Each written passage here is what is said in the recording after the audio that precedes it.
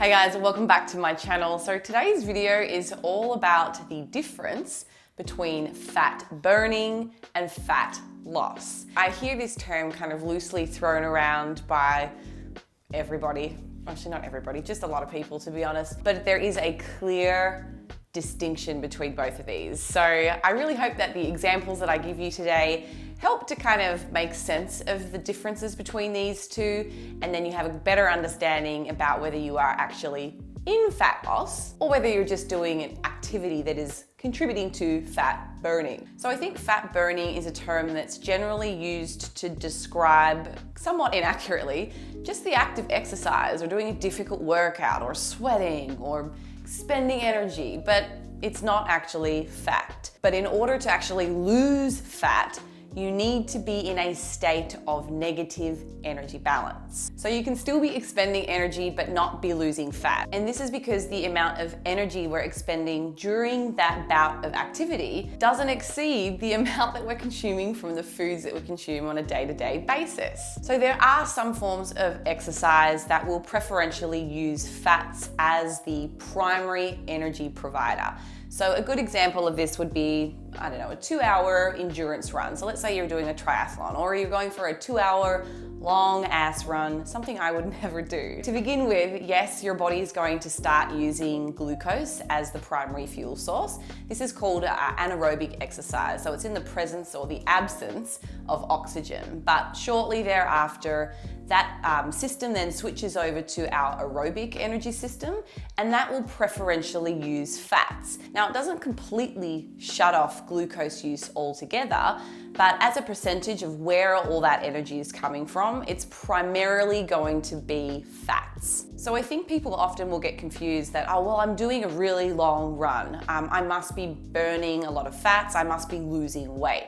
But that's not actually true. What will determine whether you lose fat and not just burn fat is your energy balance. So this is the amount of calories in compared to the amount of calories out. It's a really common term that we hear basically by everybody on social media. So let me give you an example of how our body breaks down and metabolizes the foods that we eat, so carbohydrates and fats, using a practical example of somebody that's going to go and do a 60-minute run. So let's say that this person's total daily energy requirements are about 2,000 calories per day. Hopefully you've calculated correctly the amount of protein that you need for your body's requirements. Let's say that's 150 grams. So that's going to contribute around 600 calories of that total 2,000.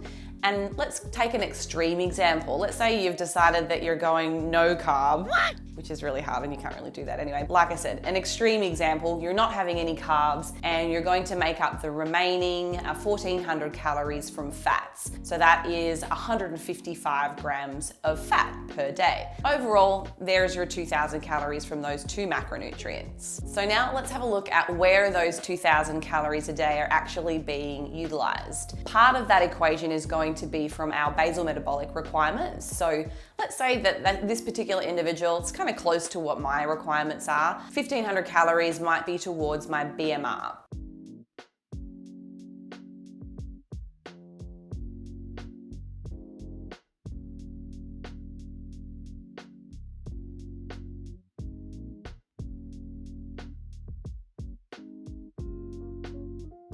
So the remaining 500 calories are potentially the 60-minute run and perhaps a little bit of the incidental movement that I do throughout the day. So that's called your NEAT or your non-exercise activity thermogenesis.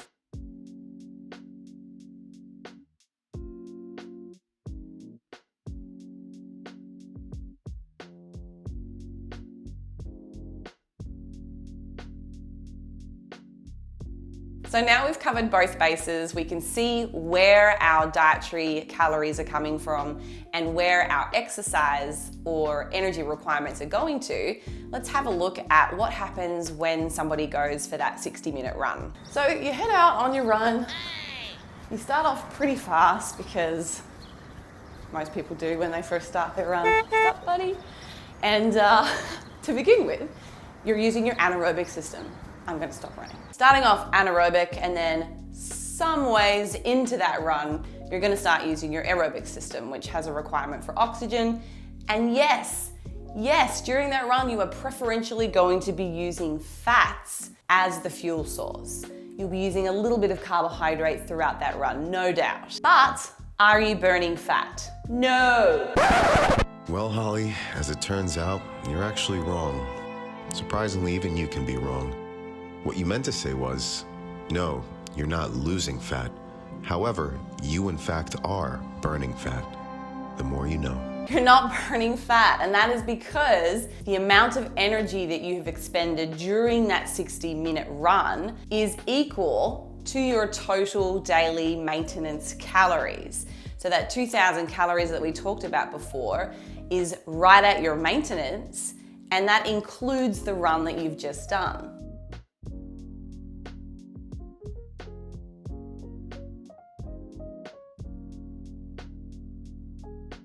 So guys, there are certainly certain types of exercises that are going to use more fats. Also, the longer the exercise, the higher the intensity, they're probably going to use more overall energy too, but it doesn't necessarily guarantee that you're losing fat. I hope that has helped you understand a little bit of the difference between fat burning and fat loss. Guys, if you have any questions about this, please feel free to leave me a comment. And I will see you next week. I'm not gonna do that, that was terrible. Stop. You're just laughing. Yeah. I'm just meant to be like, yeah, I'm killing it today. And she knows they're laughing. Thank you for the motivation. Shut up.